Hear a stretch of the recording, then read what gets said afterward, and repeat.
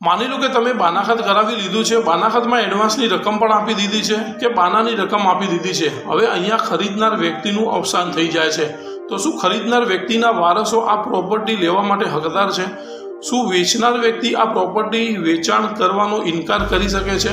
હવે આવો જ એક પ્રશ્ન એક ભાઈનો આવ્યો છે. તેમના પિતાએ બાનાખાત કરાવી લીધું છે, બાનાની રકમ પણ આપી દીધી છે, હવે તેમનું અવસાન થઈ ગયું છે અને સામેવાળી પાર્ટી એટલે કે વેચનાર પાર્ટી આ બાનાખાતનું જે કરાર થયેલો છે તે કરારનું પાલન કરવાનો ઇનકાર કરે છે, એટલે કે આ પ્રોપર્ટી વેચાણ આપવાનો ઇનકાર કરે છે. તો શું મિત્રો આવી રીતે વેચાણ આપનાર વ્યક્તિ ફરી શકે છે?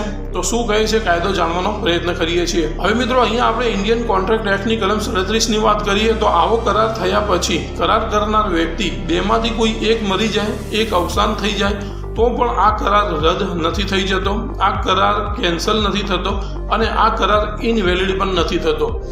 જો કોઈ વ્યક્તિ મરી જાય છે તો તેના વારસદારો આ કરારનું પાલન કરાવી શકે છે અને કરારનું પાલન કરવા માટે બંધાયેલ પણ છે.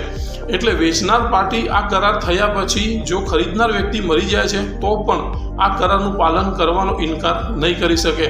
હવે આ કિસ્સામાં ખરીદનારના વારસોને આ પ્રોપર્ટી ખરીદવી છે તો સિવિલ કોર્ટમાં કરાર પાલનનો દાવો કરવો પડશે અને બાકીની રકમ ચૂકવવાની તૈયારી દર્શાવવી પડશે. એટલે મિત્રો આ કિસ્સામાં વેચનાર વ્યક્તિ ખરીદનાર વ્યક્તિના વારસદારોને આ પ્રોપર્ટી વેચવાનો ઇનકાર નહીં કરી શકે. આવા જ લીગલ અપડેટ્સ અને અવેરનેસ વિડીયો જોવા માટે પેજને ફોલો કરી લેજો. આ રીલને સેવ કરીને તમારા મિત્રો સુધી શેર પણ કરી દેજો.